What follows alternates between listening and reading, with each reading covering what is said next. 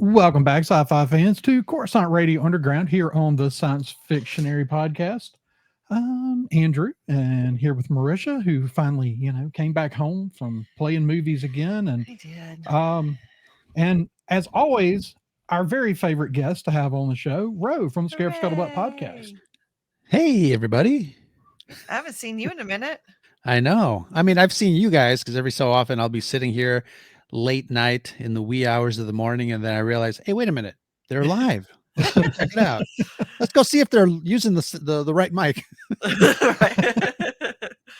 Yeah, Yep. but I haven't been on a stream with you and And a Hollywood minute. Yeah. Yeah.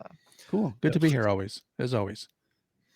Yeah, so we've got stuff going on. I'm trying to get back to doing this more regular. Of course, every time, it's like it gets more drastic. Like the things that keep me from getting back to normal, getting sick was not on the list, but here we are. But we're back. We're getting back on schedule, and I'm working. I'm gonna ask a couple of people. I'm gonna throw it out here tonight. Hopefully, some people will watch and respond to this. And I want to know what you think too, Ro, because I've been mulling over starting just basically an open mic show where I'll throw the link out in certain places, or if people want to, put it out there on Twitter that if people want in, message DM me and I'll shoot them a link, and just kind of doing an open mic show once a week here, and kind of picking a topic and just letting people jump in and give their 2 cents. I think that'd be good. Yeah. Got to figure out what night to do it. Yeah. Where it doesn't overlap with other big things. Because there's so much going on. Always so much going on. Yeah, but no, I think that's a good idea. I think it'll give you, kind of a nice way to, get some audience participation, discussion going. I want to drive some audience participation and some of the people that just aren't aware because we were on a really long hiatus with an episode sprinkled in here and there, but so just to kind of like make sure people know we're back. We do things. Yeah, for sure. We get on and talk about things sometimes. But what if you got a show coming up? I know did you record tonight? We recorded yesterday. I am in the middle of finishing up a Halloween episode that we're going to be dropping on Friday. Very nice. And Brad and I, we discussed our top 5 most favorite scary, spooky movies for the season. And yesterday we sat down and prepped a show for next week, which what was it? It was our favorite sci-fi fantasy television series. Yeah, I saw that earlier. And that was a good one. It's funny because we've been having some really good success with top 5 discussion shows. Yeah. We did I think the first one was our top 5 favorite Marvel superhero, streaming shows. Right. So we did that, and that was a lot of fun. But the this last one, top 5 sci-fi series, I didn't know it was structured in a way where obviously we don't know what we're going to say until we're recording. So it gave me an opportunity to really get to know Brad in a way that I didn't before, because we never, obviously we talk about Star Wars and some of the current shows, but it gave me a really unique opportunity to get to know Brad in a way that I haven't before, because we don't, these are some of the things that we don't talk about. And obviously we love science fiction and fantasy, but it's to be able to pick your favorite from kind of like an all-time list, was kind of interesting. And we have some interesting entries in our top 5 for sure. So if anybody is watching that and looking at it, next week it'll be an interesting show. Yeah, can't wait to check that one out. That sounds like a similar experience to when we were doing we had a run where we did like our Mount Rushmore of love those. Kind of getting to see what each other would pull out, and always interesting. And then the Pillars series that we did was the same way, kind of seeing which, because is everybody, and that was when we had Daniel involved and Nick came on and did some spots on that, and it was interesting seeing how everybody approached it a little bit differently. Mhm. Yeah, and everybody's got different Period. criteria. Huh? So yeah, it's fun. Yeah. For sure. All right. Well, it looks like we do have a few people in the chat, so don't be afraid to say hello out there. If you're in the chat, join in on the conversation. So we just kind of, Marisha and I knew we were going to go live, but I decided to drop it out there in front of a few people that if you wanted to come on tonight, the link's out there in a couple of places, so we may have some other people that do decide to drop in with us tonight. But we're going to talk about the whole, is it the hunt for Ben Solo? Mhm. I keep wanting to call it the search for Ben Solo because it sounds so Spock. Right. Yeah. For a while, it was the hunt for Cam Ray. Right. Naturally. And they're trying to launch they were doing a hunt for Ben Solo at the same time Warner was developing the hunt for Gollum. So, Oh, that's funny. right. That's great. Lots of crazy stuff going on out there, but we're going to talk for a little bit about we got a couple little Star Wars things I want to touch on while we're here, but I think the one that's got everybody abuzz right now is the hunt for Ben Solo. Ro, what are your initial thoughts on just seeing all of that? Well, it's funny because you log on to Twitter and you just kind of scroll and you kind of passively read a couple of things and check out some videos here and there, and then all of a sudden Adam Driver is talking about some film and a script that he was working on for 2 years that had to do with Star Wars with a prestigious director, Steven Soderbergh, and then all of a sudden all heck breaks loose on the internet.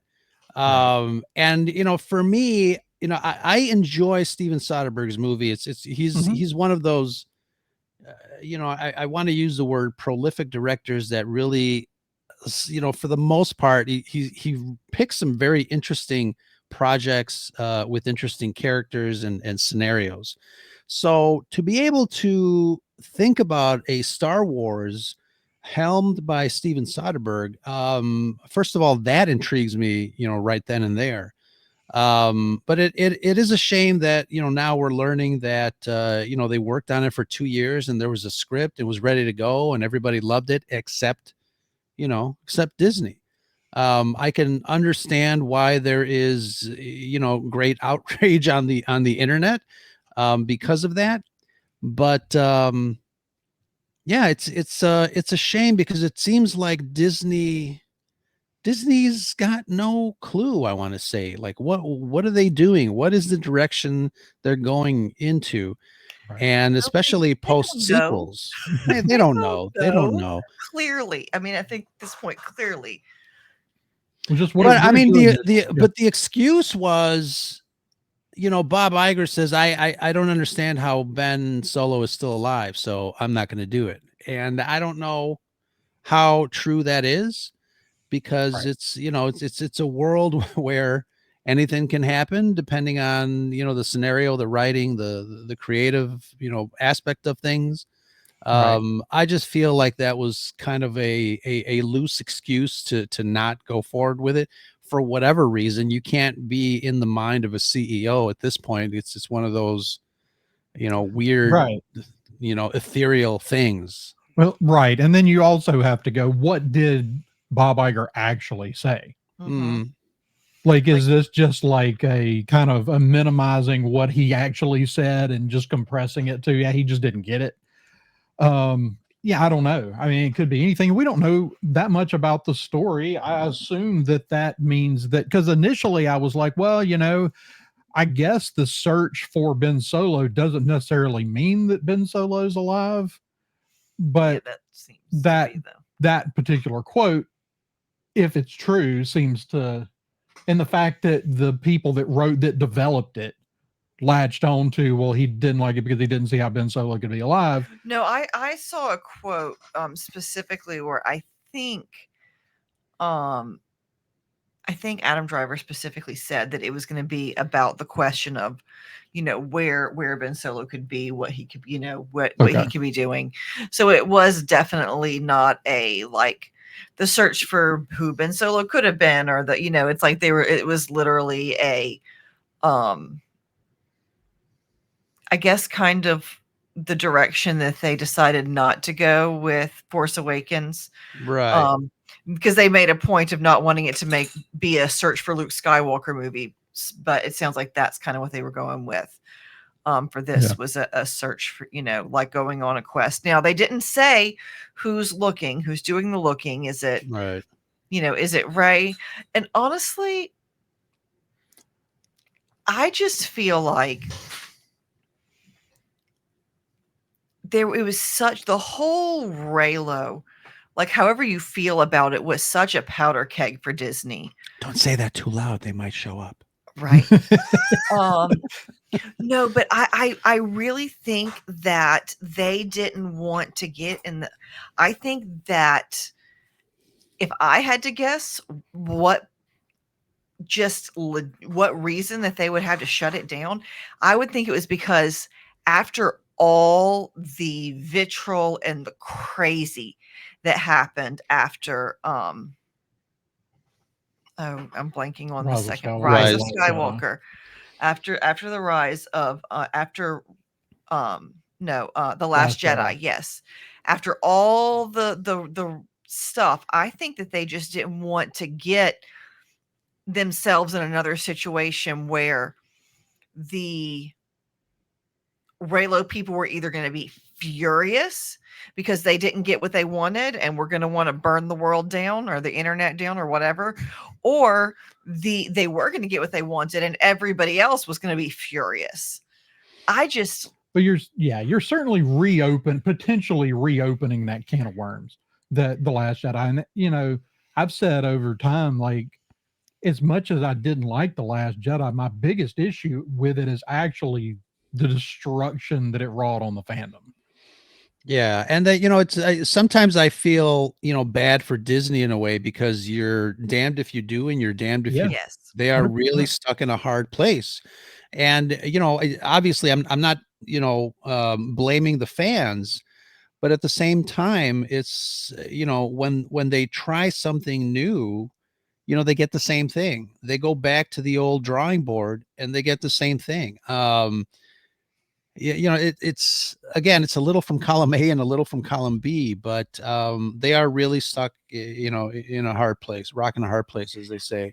Though it's like I tell my children that actions have consequences. And if you decide that your next move is going to be to piss off fans, like literally we're like, oh, we're going to subvert everyone's expectations and make them mad.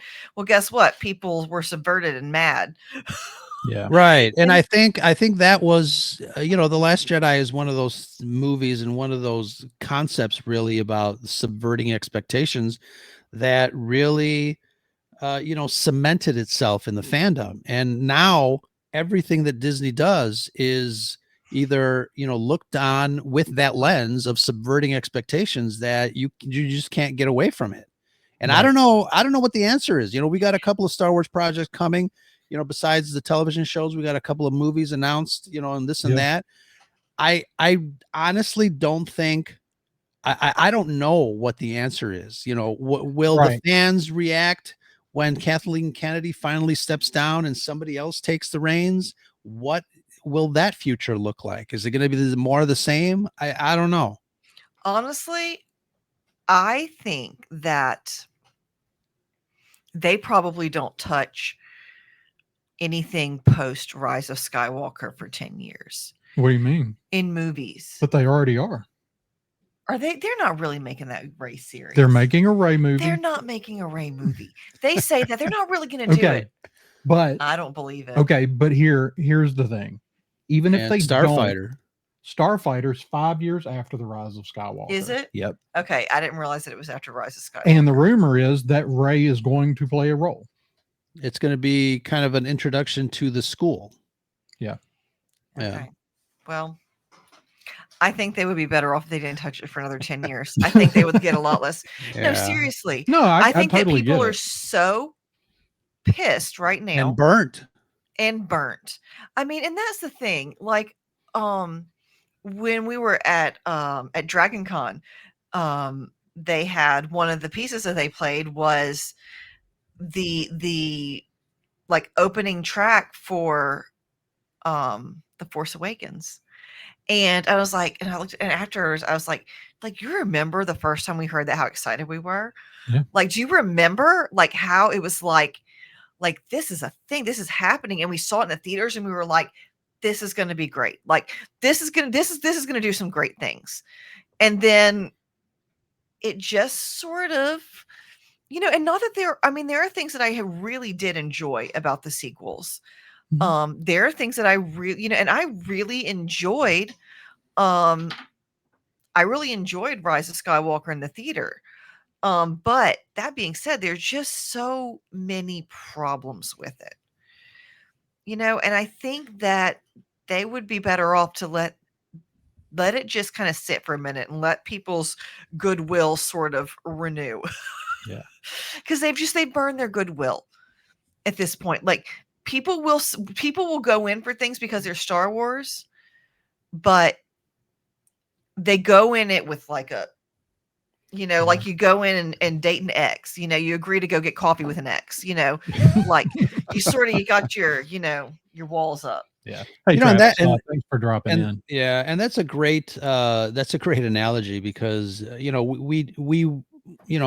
going to go see Starfighter. I'm going to go see Mando on the big screen. I'm going to go see it because I'm a Star Wars fan. But yeah, I don't know. I don't know what the answer is. And, I've heard a lot of people say, don't do anything with Star Wars for another 10, 15 years and then revisit it. I don't know if I, one, have the patience for that. But two, I mean, you can't buy something for $4.5 billion and then just leave it alone.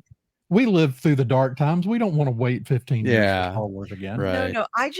I think if they had said Ben Solo movie 10 years from now, people would have been maybe, but it just kind of depends on where they go. I mean, maybe, yeah.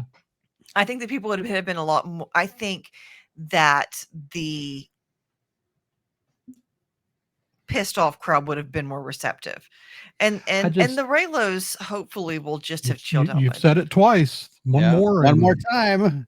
And this close to Halloween, I wouldn't risk it. It's true. But that group of fans that's out there, like, and you wonder like what their response would be. Go look at Twitter. That they have reawakened that portion of the fandom who are now trying to tie all this. They want to tie it to the Acolyte. They're now saying, oh, now we absolutely have to have Acolyte season 2.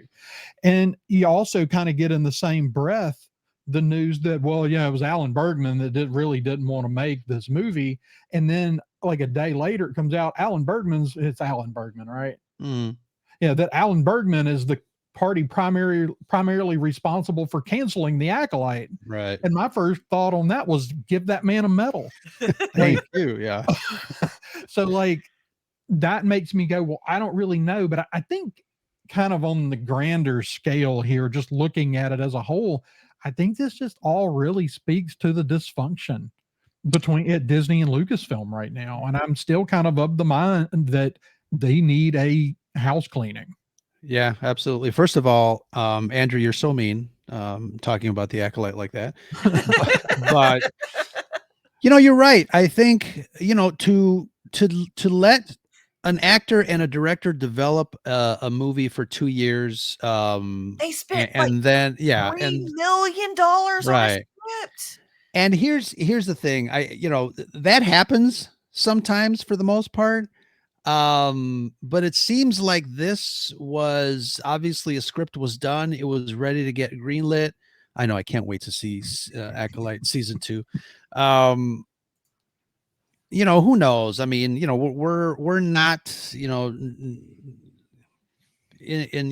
that realm of blockbuster films like that, fly in the wall sort of thing. But you're absolutely right. I think the housekeeping between Disney and Lucasfilm is kind of a weird disconnect in so many ways that, the right hand doesn't know what the left hand is doing. And that hurts the fans. I think that hurts the brand, that hurts the franchise.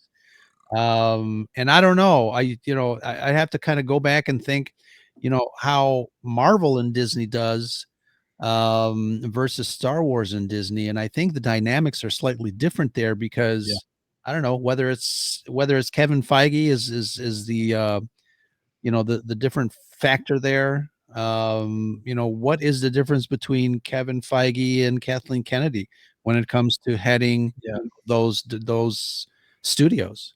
I think the difference in the two is, and like, I kind of knock Kathleen Kennedy a lot, but I don't want to knock her as a movie producer because she's obviously one of the most successful of all time. Yeah. Number two, maybe still on the list, only behind Kevin Feige. So, as far as total earnings, so like she's definitely earned her dues, but she didn't come out. Kevin Feige reached the position he's at from a creative, as a creative. Sure. She Producers did not. and creatives are different kinds of people in general. Yeah. And Kevin Feige has been the unusual type who's been able to come in as a creative and take over and run a studio successfully. Despite what you think about the last two phases of Marvel, it's still the most successful film franchise ever conceived. It's kind of mind blowing when you really step back and look at it. I just don't think Kathleen Kennedy ever had any real business as a creative head. Or she didn't have to be. I think that's the thing. She didn't have to try to step in as a creative. But honestly, this Ben Solo thing, and Travis is here in the chat. He was here when we talked. We kind of talked about this briefly the other day, but before we had so much information that came out after we initially talked about it. I don't hate the idea. I don't hate the concept of the movie. I'm still a little iffy on like bringing people back from the dead. Like if that were to happen, I mean, we don't know what the story is, the we plot. don't really know for sure what was going to happen. If that was what was going to happen, like I'm kind of iffy on that. I think that's opening Pandora's box. Because then everybody can come back somehow. Right. And I don't, I don't want to get into that. That's the like we said the last time we were here. This is the same reason that Filoni did the World Between Worlds stuff and then destroyed it and said, yeah, we're done with that. We destroyed it. You can't go back. Even though he kind of found a workaround for that for the Ahsoka series, but it was different. It was more of a spiritual thing than an actual like portal, go other places and times. Sure. I mean, that's the thing. Whenever you start traveling through time, you start bringing people back from the dead. It just all gets dumb real fast. Well, it's. I mean, you're basically. It's not a multiverse thing, but it's adjacent in a way. Like for what Marvel's dealing with right now, they've opened up all this stuff with the multiversal stuff, and it's really been one of the difficulties they've had the last few years with trying to work around that, and which is why we're getting these next two Avengers movies, and then we're going to squash that, I'm sure. We're going to complete that multiversal saga in whatever the one after Doomsday. Yeah. Now, all that being said, all the indications I've ever seen is hey, DJ. Sorry, not to interrupt you, but hadn't seen DJ in the chat in a while, so that's good to see him. Yeah. Adam Driver seemed to always have a pretty reasonable take on Ben Solo. Yes. Like the fact that he was so closely involved in it makes me a lot. It makes me a little sadder than I would otherwise be. If it was like, random screenwriter, however great they happen to be, pitches Ben Solo movie, I'd have been like, great. But the fact that Adam Driver was really involved in it, I have always felt like he had a really good. I mean, obviously, he's the actor he is the character, right? He's the actor who portrayed the character. Obviously, he has a hold on it, but I always felt like his take on the character was reasonable. Sure. He wasn't a really crazy eccentric actor, method actor. like But you we've know what got though? He tricked us though. After Rise of Skywalker, he was like, I'm done with Star Wars. Every interview was like, I'm Right. done with Star Wars. Right. I'm done. No, whatever. I'll make fun of Ben Solo on Saturday Night Live. You look like a Star Wars fan. No offense, all that. So, he pulled one over on us. Yeah. And Steven Soderbergh, there was an interview too that said, I hated lying when I was asked about it. I hate, keeping that as secret, but now I can, I can tell everybody that, yeah, we were working on this. And to find out that Adam Driver was also heavily involved in working on this script, kind of surprised me too. Yeah. The other thing, I think the thing people need to remember when they start talking about this, though, I don't know what the exact timeline, I don't know if we'll ever get an exact timeline on when this all played out, but Star Wars was first they were hemorrhaging money on that hotel. Yeah. They were having trouble finding success with some of the shows. They had, I don't even know how many movies technically that they were saying were greenlit already. That's the other thing is like, they're already out there saying, well, Ryan Johnson's getting his trilogy and we're doing this and we're doing this. Of course, none of those things ever happened. And the Ryan Johnson is no longer on the website. We're all so sad. So yeah, I really like, I think it's more complex than a lot of people, though they just didn't want to make our movie. Right. Like, I think they already had a lot. I mean, if you think about how many movies have been announced and then either just forgotten, disappeared into the ether, right, or were actually axed, and that's a lot of money commitments. Yeah. And so but that's what Marisha says needs to happen is cleaning of the house, restructuring the creative process, the pipeline on how these movies get made. They've got to figure something out, right? Yeah, it's weird too, because I mean, obviously Disney is not a new company. They've done this for forever. But once they took on, other studios, it almost seems like they have no idea how to work within the company, but with different studios or different branches to be able to kind of bring these projects to fruition. Yeah, I think Marvel has been successful on their own accord, really. Yeah.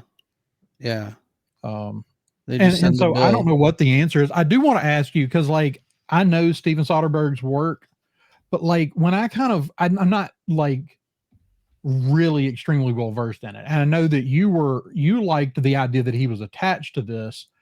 What is it in his catalog that would make him a good fit to do a Star Wars? Well, it's interesting because now that you say what makes him a good fit, and when it comes to directors, I know, like if somebody would say, hey, Steven Spielberg is directing a Star Wars, then I would say, okay, that is a good fit, or a director that would make sense. We all talked about how Skeleton Crew was something very Spielberg-esque. It was geared towards, the young, imaginative mind of fans, et cetera, et cetera.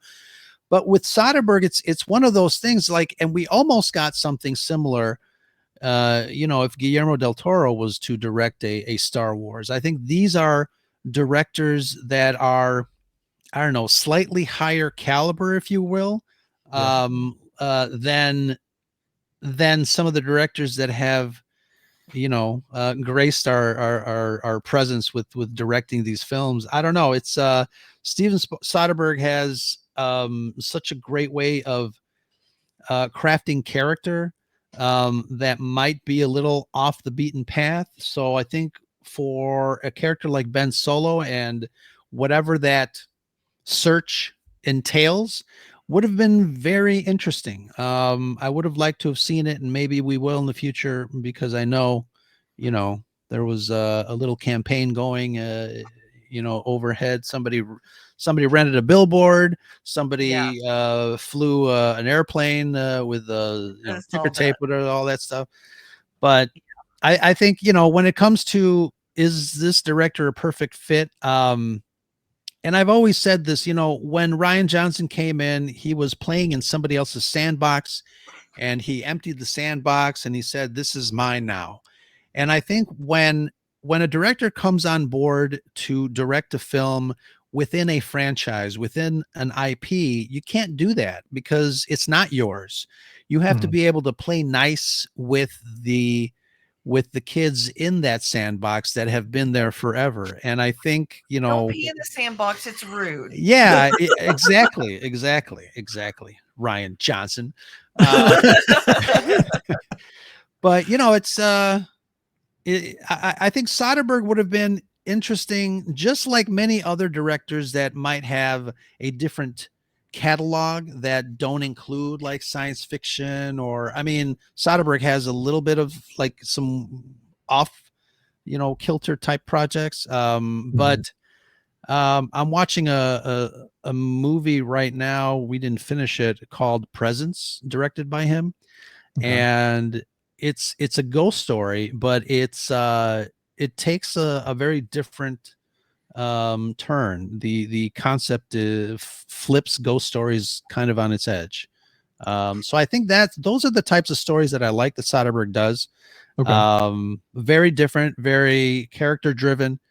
And again, for something like a Ben Solo film, somehow, somewhere out there, I think that would have been kind of interesting. Yeah.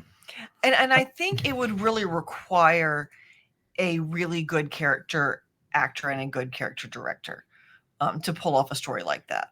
Sure. It seems like they are. I wanted to address DJ here. How has been alive? They brought Palpatine back. Don't get me. So I'm not, like I said, I'm not a fan of the brought people back. And the Palpatine thing it's different, right? Like his spirit didn't die. Like it's out here. It's a clone body that can't hold up to it. And we didn't like it when they did that. Most of us didn't.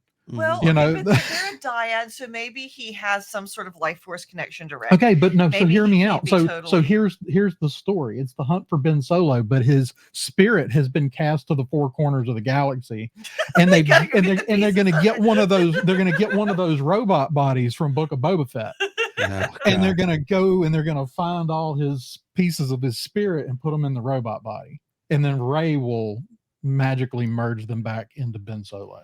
That's definitely how that was going to go. That was that movie we were really dreading when they said Hunt for Ben Solo. That's the one. That's the pitch. We were all like, oh God, no. And so somebody in the chat mentioned that, the fact that they turned down this completed, like ready to film project was kind of unprecedented. And, it does make you wonder, though, like, why did Kathleen Kennedy feel like it was necessary to get this movie? I mean, millions and millions of, because, if they had a writer, if they were ready to film, they had concept art, they had spent a shit ton of money on this project. Well, why did she feel it was necessary to do all of that before she gave checking, her right, before checking with the purse? Like, was she trying to be sneaky and make it happen? Right, and that's what I want to talk about. So, the DJ says only if Alan Tudyk plays a robot, I'm in, and he plays a great robot.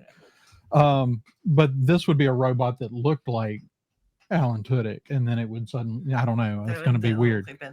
Right, but anyway, so let's talk about this script for a minute. First of all, this is to me maybe one of the weak spots, in that Scott Burns there's not that much of consequence in his filmography. This is the guy that wrote the screenplay, the script that they paid like the most they've ever paid for a script, like $3.5 million, right? Is it 3 or 3.5? A lot. It's a lot. I just looked it up. It was 3 million. So, and everybody's like, oh yeah, he wrote Rogue One. It's like, no, he didn't. Gary Whittle wrote Rogue One. He's an uncredited writer. He's an uncredited writer, which means that he might have done some touch-up stuff on set. Maybe he did some touch-up stuff when Tony Gilroy came on board. Yeah, I mean, like But the Writers Guild is pretty stringent. If you do significant amounts of writing on a script, your name is going on the credits. So, that's different than he wrote the movie. I mean, I do know he did some work on it. the Travis said Soderbergh did that sci-fi space movie with George Clooney, Solaris, and I haven't seen that one. I do remember when that one came out. He's really good at telling stories about characters leading sketchy lives and finding the humanity in them. And then we're getting Magic Mike as a plus. Hey, Magic Mike in space. That's what we're gonna do. Yeah. Hey, all of the aforementioned subculture would be real excited about that. I'm just saying. But do y'all have any thoughts on the script or the script writer or anything else there? Because this is, I mean, I don't really understand how they made it this far into the process. And like I said, we probably don't have the whole story. We probably never will. Unless something along the lines of that behind the scenes unofficial MCU book comes out inside Lucasfilm over the last, decade and a half, which I would love. I mean, they'd sell a ton of those, but you got to have somebody brave enough to write it. With all it's interesting too, because Soderbergh says, I couldn't talk about it before, but now I can. So obviously when they got rejected, they were told, hush, hush, you can't say anything until a certain date. And after that date, you're good to go. But I was surprised. The NDAs had an expiration. Right. Yeah. Look, I mean, the thing is, movies are, it's far enough along. It can always still get made, and it may. And I do think that the house cleaning, at least, I think the house cleaning at Lucasfilm is imminent. I think when Kathleen Kennedy does finally step down, I mean, clearly they have no intention of firing Kathleen Kennedy. And I've said this before, I've often wondered if there was a contractual obligation that they entered with George Lucas when he put her over the studio that they can't. Yeah. And I do think that, but I do think that she's going to step down sometime in the next couple of years. And the rumors recently were that it was probably sooner rather than later. And when that happens, I think whoever comes in, I don't think there's anybody at Lucasfilm right now that they can say, you're the new head of Lucasfilm. I think they're going to have to go shopping outside. And when they do, they're probably going to have some house cleaning. And it needs to. That's what's happened over at Marvel. Marvel had let a lot of people that their first thing on their resume was that they were activists. It wasn't, I created this or I created that. I wrote this, I wrote that. It was activists. And like, I'm, nothing against, someone being an activist, but that doesn't qualify you to be a big shot at one of the largest movie studios on the planet. And Marvel cleaned house, and you can see the difference. Marvel content this year was much improved. And then, but I also feel like Disney finally got a grasp of what they want to do, or Lucasfilm finally got a grasp of what they want to do with television. At least I think they found what they need to try to emulate. I think with what they did with Skeleton Crew and what they did with Andor, I think you get kind of both sides of what Star Wars can be. And I think they need to take that and run with it.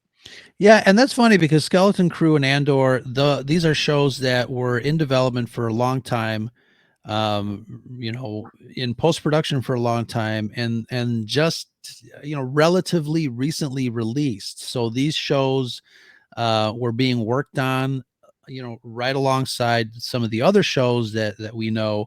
And do we say that they had a different mentality going into Andor and Skeleton Crew?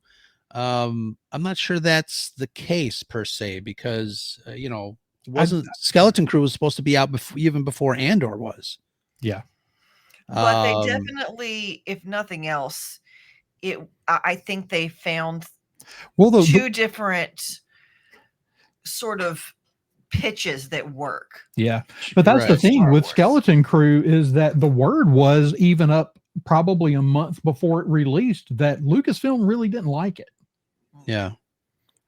And I hope that they took note. I mean, like, I know it didn't get great viewership, but I mean, even Andor's not getting, fantastic viewership. Andor is, it's Great. season 2 of Andor is one of the best seasons of TV ever produced. It's incredible. Regardless of the genre, I Right. think you're right. And And it's funny. Go ahead. I was just going to say, and I think that Skeleton Crew wasn't necessarily what they wanted to make, but I think that the people that made it really understood George Lucas's philosophy on Star Wars in a way we really haven't seen on screen since the prequels came out. And that's a controversial statement, because if you ask anybody that didn't like Andor, then you did say Andor, right? Or Skeleton Crew? Skeleton Crew. Oh yeah, no, for sure. Andor is different, but I think it still remains very Star Wars, and I think that it proves. I think Andor is the proving point of all Star Wars doesn't have to be A cookie cutter. well, it doesn't all have to be just like in the mold of what George Lucas originally created. I think that Andor is the proof that you can do other things. You can do darker. You can do grittier. You can do real serious drama. But Skeleton Crew, it captures the spirit of what George Lucas wanted Star Wars to be at its core. And I really love that we got both of those this year, and you can look at them and you can go, yes, Star Wars can be both. It can be both of these things. And I think it's important because I don't want everything. I love Andor. I don't want all my Star Wars to be Andor, because for all Star Wars to be Andor is to take it away from the kids that George Lucas originally intended it for. Now, if you were on my show, I would pop in that Michael Jordan gif that says "F those kids." But all joking aside, I mean, it's interesting too, because we're talking about the restructuring of corporate studios, especially film studios. I mean, I'm thinking that easier said than done. I mean, the conflict between Disney and Lucasfilm is apparent. Even as an audience member, you can kind of see it, you can taste it. I mean, look at Warner Brothers, look at DC. There are rumors that Superman didn't perform as well as they wanted. They structured it in a way that it bolstered their numbers for a sale. And now there's rumors that James Gunn is going to be out, and we're going to have to, wait for it again. Superman reboot, which is crazy. It's crazy. People have to remember, I say this all the time on our show is, movie making is a business. If you want an art film, go to an art theater to watch an independent film, because obviously there's artistic elements that go into blockbusters, but they're designed to sell a ticket, nothing more. Yeah. And here's the thing, you're going to get people that will say, oh, nobody makes those kinds of movies, nobody's making these experimental films and art films. I promise you they are. I keep getting hired to work on them, and they pay shit. You might have to go look for them. Sure. But they do exist. And the biggest problem is that they don't, in the current market, don't have a direct route to most theaters. And I think that's something the theater chains should really look at, because what happens with a lot of these films, and a lot of people may not be aware of, is they get bought, or one, they either never get picked up by anybody with distribution. So they get made and they can't sell them to somebody that has distribution, or somebody with distribution buys it and sticks it on a shelf for a rainy day. Yeah. And being in Chicago, we've got a couple of different, small independent theaters that show a lot of these small films, like the Music Box here in Chicago, or the Siskel Center downtown. So I think you're right. The movies are out there. You just have to look for them, and and really talk about that. If you're a movie fan, step outside the Hollywood arena and take a look at some of these independent films and talk about them on social media and spread the word. And if you like something, let people know about it. And I think that's one great way to promote these smaller films. Yeah, for sure. Mhm. So we've got a few minutes left here. So I wanted to pivot to some other news, kind of that I think transitions well from where we're at here. News that came out either yesterday or today, I think yesterday, that Patty Jenkins' Rogue Squadron movie is now going to be a television series, Oh, really? or it's going to be a Disney streaming series. Hmm. I mean, that kind of makes sense. Well, they were talking, the talk is more character development. And what I'm really hoping is that in a post Andor Star Wars, that they're looking at that project and going, yeah, but imagine what you could do with it with 10 episodes instead of one movie. Sure. Hoping it's a we have more story to tell instead of let's drag, like some things. Obi-Wan should have been a movie. Yeah. Agree. Or a special. Should not have been 10 episodes because we tried to drag it out. We got greedy and we tried to drag it out and use it as Disney Plus, fodder, and it wasn't well suited to that. And so that's really the main thing for me is I just hope that if they decide to go series instead of movie, that they do it well. That's really all I want. I just want them to do a good job, man. Just do And who's making these decisions? I mean, like you said, Obi-Wan started as a movie and then they stretched it to a series that, didn't work or worked in various degrees of success, depending on who you ask. But, again, I think, I don't know. We're like I said, we're not in that world. I don't want to, piss on the leadership of Kathleen Kennedy or anyone in the higher ups there. But who, I asked the question, like, who is making these decisions? And Right. it's so weird to announce something. Why, announce something so early that it never gets development, directors drop off, it gets canceled midway. Like, why even bother? I think that the biggest thing right now, my biggest gripe when I look at this stuff is I feel like Bob, first of all, Bob Iger, everybody knows that he's not going to stay at Disney that much longer. They kind of went and begged him to come back. And there's been a lot of stuff that's happened since he came back. And I think that they're fairly ready to move on from Bob Iger, but he's kind of holding the company hostage. And I kind of feel like Kathleen Kennedy has done the same thing with Lucasfilm, that I feel like unless she's willing to step down and let someone else take over creatively. And I know theoretically Dave Filoni is like supposed to be but she's still the one making the big decisions. And I just sort of feel like they're at this point holding the studios hostage. Yeah. And, even within the company, you're right. I don't see anybody that may replace Kathleen Kennedy. I mean, for a while they were talking about, what's her name? Rejwand. I forgot her first name. I can't remember. Yeah. But Carrie Beck was another name that was kind of bounced around. Who knows? Yeah. I mean, I just can't think of the person. It's like the people that I'm like, yeah, that'd be a good person, like to head Lucasfilm. The problem is a lot of those people, it's like, why would they step away from making whatever movie they want to make, every couple of years to run Lucasfilm? And I think that's probably going to be the major difficulty in finding someone. Yeah. I mean, I think your obvious grab is, but it's not going to happen in-house, would be to go poach Kevin Feige away from Marvel. And I don't see that happening. Michelle Rejwan. I just came to me. Yeah. Yeah. I mean, and the thing is, like, the likes of, Jon Favreau, he wants to continue to Yeah, he wants to go Make play movies. Yeah.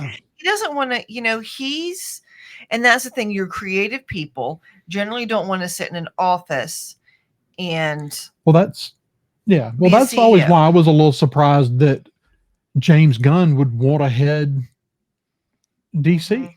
Yeah. Like, I mean, I get that he was really excited about making some movies at DC, but like, is that all he wants to do for the next 10 years? Like, I mean, I wouldn't have thought so. And again, it depends on his contract. I mean, he could True. be, there might be somewhere in there where like, okay, I'll head the studio, but I want to make movies too. Right. So yeah, who knows? But Yeah. any thoughts on the on Rogue Squadron? I mean, one, I'm happy to hear that it's still in production. Yeah, I thought it Sure. would just died. I am, that was when they dropped the little tease for that when they first announcement was one of the most exciting announcements that they've had. And again, seasoned director, Yes. Kathy Jenkins, coming in to direct a Star Wars. And I don't know, I feel like, and there's interviews out there, articles out there that claim that a lot of the big Hollywood directors are afraid to go into Star Wars for, reasons that, we all kind of know, the controlling factor of Disney against its creatives. What was Stephen Fincher? Is that his first name? Everybody's name is Steven Soderbergh, Yeah, Stephen Fincher. so. Yeah. David Fincher. He was talking about not wanting to go in Star Wars and because his project fell apart because they wouldn't give him final cut. And again, David Fincher is another one of those directors that, has a very particular directing style. His visuals are great. Camera placement and all that stuff, it would work great for Star Wars. It's again, a little bit on the off the beaten path, but these are directors that I wish, would come into the fold a lot more than just have them rumored to be in. I would just hope that Disney just allows them to create. They're renowned directors for a reason. And sometimes I feel like Disney wants to control too much. And again, getting back to something I said earlier, that kind of hurts the franchise and it hurts the fans. Yeah. And that's why I'm glad to see, Disney spent a lot of time experimenting with unproven people heading stuff and not just it really wasn't just in their movies and TV series either. They were doing the same thing with their books. They were given, when you go back and look at the EU books, all the best EU books were written by people that, already had a good portfolio. Our writers. Yeah. And, a lot of some of the ones writing stuff now basically are, fan fiction writers that they grabbed and said, here, write a book. And so I feel like, but with Lucasfilm here, like this year, you obviously had Tony Gilroy doing one, and you've got Patty Jenkins still doing one. And even though his legacy is not quite as deep as theirs, you had John Watts that did Skeleton Crew. He's been a fantastic filmmaker for the last few years. And that's one of the reasons I'm excited about Sean Levy heading the Starfighter project, because you're not just taking a flyer on an unknown. Like, you kind of know what kind of movies they make. And maybe this is them turning the page, like Marisha mentioned earlier. I mean, this could be, the start of Star Wars Renaissance. It's weird to think of it that way, but maybe, maybe the pandemic did a number on them, growing pains, having to absorb Lucasfilm into the Disney umbrella, might have caused some friction internally, but I hope that they just go back to trusting the creatives that they hire. Yeah, they need to do that, and they need to, I don't know. I don't even know if the one they need a real success in the theaters. And as excited as I am for Mando, like I'm really excited because it seems like they're dialing back to season 2 kind of, thematically, which is what everybody wanted. And but I don't think that's the movie that brings the crowd back.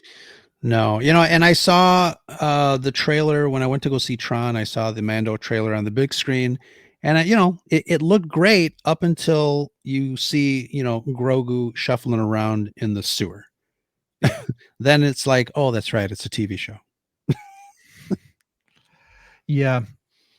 So I'm curious to see what's going to look like. I expect it to be enjoyable. I just don't think it's not going to be a $1 billion movie. It's I hope it has good success. And the problem is right now is that it's not just that people aren't going to see the stuff that's out there. It's just people aren't going to see anything. Mm-hmm. Theater, from what I've been able to figure from just kind of doing the math on it, it looks like just theater attendance overall is down about 50% since 2019. Yeah. And again, it's the studio's own fault. They trained us to wait 100%. 2.5 months for the movie to play on a service that we're already paying for. Yeah, they really need to reverse course on that. Prior to that, we were at 6 months. I mean, we both came up and came through the era where you had to wait a year, sometimes longer than that, to get your physical media. And I thought 6 months was a good balance. It's enough room to let the theaters run a movie all through a season. And that's the thing. Summer movies used to come out and they used to stay out all summer. Yeah, for and sure. Now they're gone in like 3 weeks. Right. Yeah, and that's a shame. Yeah. That's a shame. So hopefully, I know we've got a big theater year coming, next year. I don't know. We'll see what happens, but we've got Star Wars, we've got Dune, we've got a few other things, big things coming.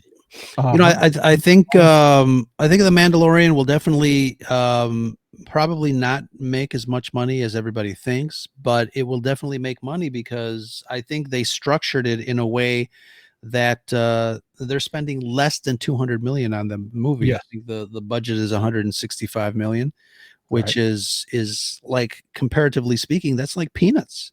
That's 2015 money. Yeah. So, I mean, it is poised to make money. Even they need that. They need that real bad. Yeah. But I don't know if they're going to make like crazy money. Like people are going to say, oh my God, you have got to go to the theater to see this movie. I don't think it's going to have that kind of word of mouth. It's just going to make money because it was made for cheap. Yeah. And, at this point, I think they'll take it. I think at this point, they'll just take making money. But the thing is like, we don't know enough about Starfighter yet to know what it's going to be. But like, I'm not convinced the movie that brings Star Wars back to prominence is in development yet. I hope I'm wrong. I'm hoping Starfighter turns out to be a way bigger deal than it seems at first glance. Like I said, I'm excited. I'm really excited about it. Sure. It's already got things working against it. Obviously, the storyline that people were talking about, the fact that the Ryan Gosling's character is bringing the kid back to Rey, and people are done with Rey. So who knows? I mean, I'm always excited to see a Star Wars on the big screen until I'm not. All right, well, we'll see, but I think that's probably a good place to wrap it up for tonight. Ro, we went over some of the stuff y'all got coming up at the top of the show, but are you doing a show this weekend on YouTube? You know what? Brad and I are going to be talking about this particular topic, among other topics, on Saturday. I'm not sure if we're going to go at our regular time at 7. Maybe we'll check in at 9. But Scarif Live is back this Saturday. Awesome. We'll look forward to that. And so if you're watching this, tune in Saturday to check that out. Tell people real quick where they can find you. Just tell Alexa to play the latest Scarif Scuttlebutt podcast or other smart speaker, and we'll pop up. Awesome. You know, I haven't tried to see if Alexa can pronounce my podcast, but Google sure can't. Yeah. You got to train it. You got to train it. It's like any other AI. You got to train it. I guess so. Well, you can find us. We'll be back with more stuff. I just dropped a brand new audio episode over at Science Fictionary Podcast yesterday morning, so you can go check that out with back with David. I think I need to reach out to David, but I think we should be hopefully recording another one this week or next week. This week, it depends on how busy, David sells Halloween decorations. So I didn't just sell them. I think they build them, but wow. It's probably, I think Halloween's probably done for him. I think he's probably on to Christmas. That's true. So we'll reach out to David, but we should be doing a new episode of that this week. And I've got a few things coming up, so we'll be back. Hit that subscribe button, that notification bell to find out next time we go live. You can also check us out over at the Science Fictionary. It's sci_fictionary on Twitter, or for Coruscant Radio Underground, it's crew_podcast, CRU_podcast. And that's pretty much where you can catch us. Check out the audio show wherever you listen to podcasts. And until next time, may the force be with you.